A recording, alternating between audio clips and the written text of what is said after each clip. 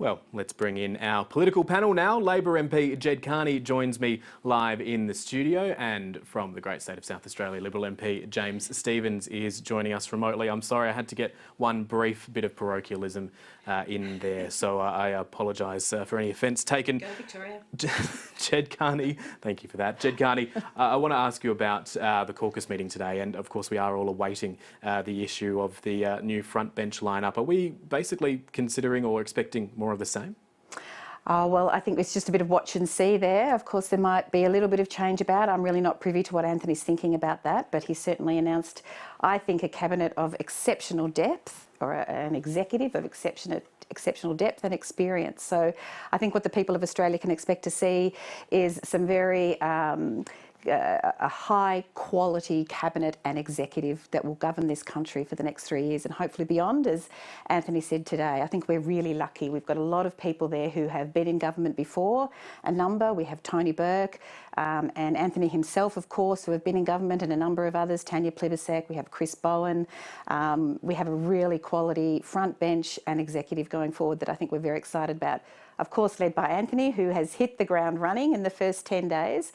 And with the feedback we're getting, I'm getting lots of text messages from people. Just generally, the feedback is one of relief that he's doing a great job and really representing Australia beautifully.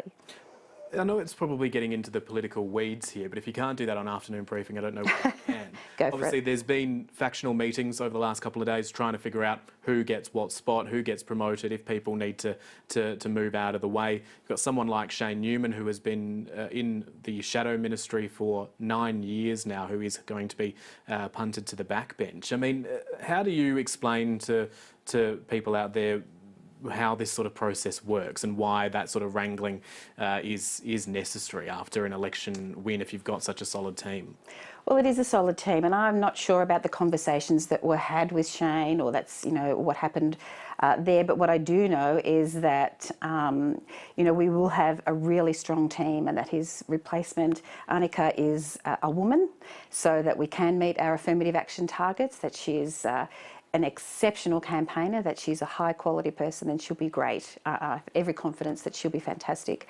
And I think that ultimately people will see how the executive and the ministry will operate together, how we'll work together. I mean, caucus today was absolutely euphoric, and I think is a sign of things to come. So I think the proof will be in the pudding, Matthew, that all the decisions that have been made are good decisions. They're the right decisions for not only the Labor Party but for the country.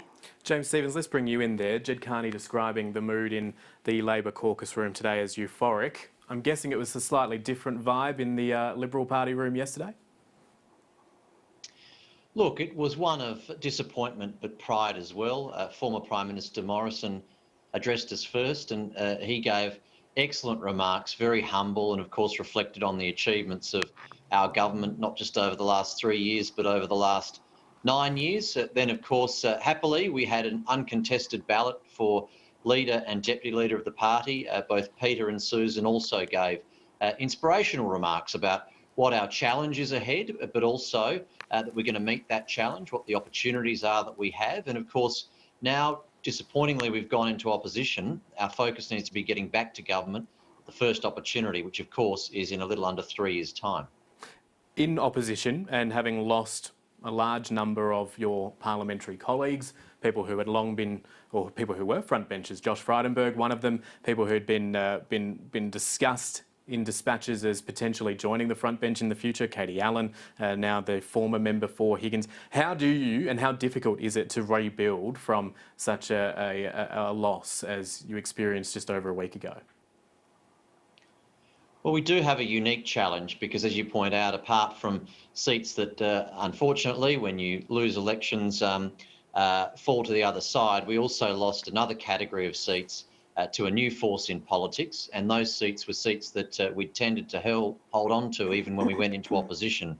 Kooyong, Higgins, good examples, North Sydney as well, of course, Mackellar, Curtin and Tangney in Perth, Boothby here in South Australia. So we have to take those results very seriously, and I'm in a similar seat. The seat of Sturt is a metropolitan seat. There are not too many left that the Liberal Party holds, and we will only be in government, the Liberal Party, if we do well in the city, in the suburbs and in the bush.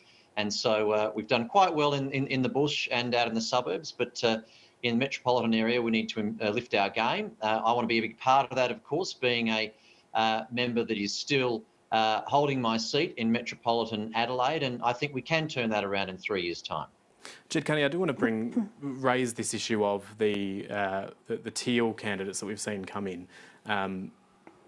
The ABC's election computer is now giving Labor 76 seats. You can govern in your own right. You don't necessarily have to deal with the Teal candidates, the expanded crossbench, the Greens that have also, their numbers have also swelled.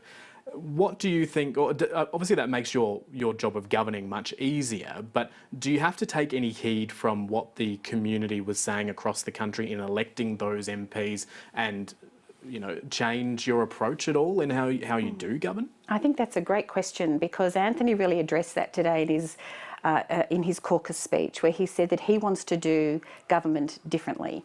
He wants to have an inclusive government. He wants a government that, where possible, can get consensus. And I think that means working with the crossbench. He doesn't want to drive divisions. He doesn't want silly wedge politics. He actually wants the government to operate smoothly and to reflect the fact that Labor will govern for all of the people. So I think he said time and time again, the Prime Minister, so lovely saying that, the Prime Minister said time and time again that he wants to do politics with integrity, and I think that's what we're going to see. I think he is going to usher in a new style of government, which will be, I think, a breath of fresh air to the country.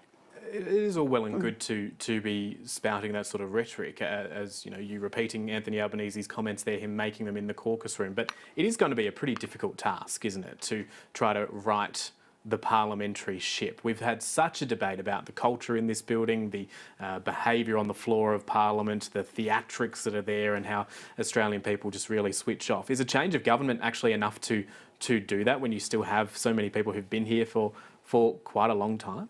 I do think it's possible. I think the Australian people have asked for that. They've completely rejected that style of politics that was led by the previous Prime Minister and his government, and I think they've made it very loud and clear through the polls that they want to see change. And you know, we've said all the way through, you want to see change the government. Well, here we are, and I'm 100% confident that under Anthony Albanese's leadership, we'll be able to do that.